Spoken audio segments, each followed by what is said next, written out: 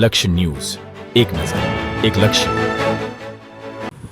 Dhrangadhra stone પાર્કમાં આયોજિત 5 દિવસીય યોગ શિબિરની પૂર્ણાહુતિ. ધાંગધ્રા સ્થિત રાજ્ય સરકારની સ્ટોન પાર્ક એકેડમીમાં યોગનો અમૃતકાળ થીમ હેઠળ આયોજિત 5 દિવસીય યોગ શિબિર એવં યોગ સંવાદ કાર્યક્રમની પૂર્ણાહુતિ કરવામાં આવી હતી.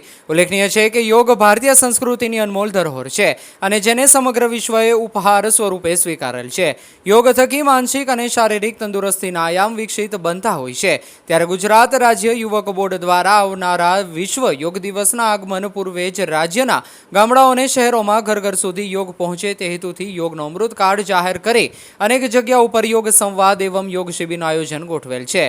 જેના ભાગરૂપે ધાંગધ્રા સ્ટોન પાર્કમાં ટ્રેનિંગ લઈ રહેલા અનેક વિદ્યાર્થીઓ માટે પણ 5 દિવસીય યોગ શિબિરનું આયોજન હાથ ધરવામાં આવ્યું હતું. જેમાં યોગ નિરીક્ષકો સુરેશભાઈ અખાણી, અનિશાબેન ચૌહાણ અને ગીતાબેન દ્વારા યોગના મહત્તમ 8 અંગની પાયાની સમજણ આપી યોગાસન, પ્રાણાયામ, ધ્યાનનું મહત્વ સમજાવી આધુનિક યુગમાં પણ ઉત્તમ સ્વાસ્થ્ય પામવાની પદ્ધતિઓ સમજાવી હતી. એક તકે શિબિરમાં વિદ્યાર્થીઓને યોગાસન સાથે સંવાદ દ્વારા ભારતીય સંસ્કૃતિમાં ઉપનિષદ, પતંજલિ યોગ સૂત્રથી યોગ એ કરેલા અકલ્પનીય અને અજય સફરની ગાથા પણ વર્ણન કરી હતી. ધાંગધ્રા સ્ટોન પાર્કના ડાયરેક્ટર કાપડિયા સાહેબના માર્ગદર્શનમાં અનેક વિદ્યાર્થીઓ આ શિબિરમાં જોડાયા હતા અને આગામી દિવસોમાં જીવન પર્યંત યોગને પોતાના રોજિંદા વ્યવહારમાં લઈને તંદુરસ્ત જીવન જીવવાની પ્રેરણા લીધી હતી. રિપોર્ટર બ્રિજેશ ત્રિવેદી, સુરેન્દ્રનગર. સુરેશભાઈ અખાણી, યોગ સાધક, યોગ નિરીક્ષક. યોગ શિબિર સ્ટોન પાર્ક. અમોએ અહીંયા 27/5 થી 31/5 5 દિવસ યોગ શિબિરનું આયોજન કરેલ. આજે યોગ શિબિરની પૂર્ણાહુતિ છે.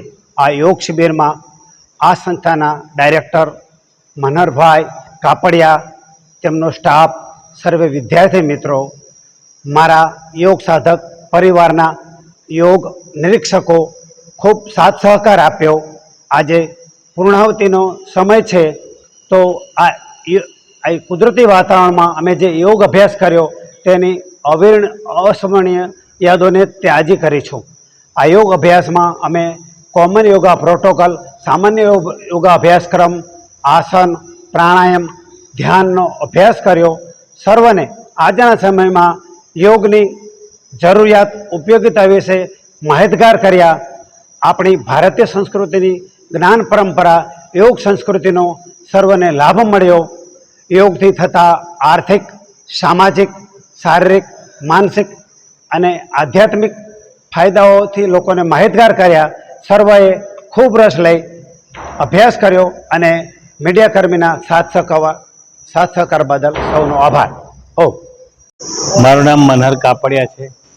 સાપ્તીના સેન્ટર ડાયરેક્ટર તરીકે 6 મહિનાથી સેવા આપું છું. અહીંયા અમારે પથ્થરની જે કળા છે એનો વિકાસ ગુજરાત રાજ્ય સરકાર દ્વારા સુંદર રીતે થઈ રહ્યો છે. આમ તો મોદી સાહેબનું સ્વપ્ન હતું અને અહીંયા એમના પગલાં પણ પડેલા છે અને ગામના સોમપુરા ઘણા બધા સારા વ્યક્તિઓ અહીંયા આવે છે અને અહીંયા આગળ એ બધો લાભ લે છે. મૂળ અમારા વિદ્યાર્થીઓને અમે કળા શીખવાડીએ છીએ. એમાં 3 મહિના, 6 મહિના અને 12 મહિના 2 વર્ષનો કોર્સ છે, જેમાં કલાકૃતિ સાથે પથ્થરની રચના કરવી એ અભ્યાસક્રમ છે. અમારો સ્ટાફ પણ સરસ છે, અહીંયા ભોજનાલય પણ સરસ છે. મૂળ વાત તો એ છે કે આખી સંસ્થા વિના મૂલ્યે, એટલે વિદ્યાર્થીને એક પણ રૂપિયો લીધા વગર અમે અહીંયા અભ્યાસ કરાવીએ છીએ.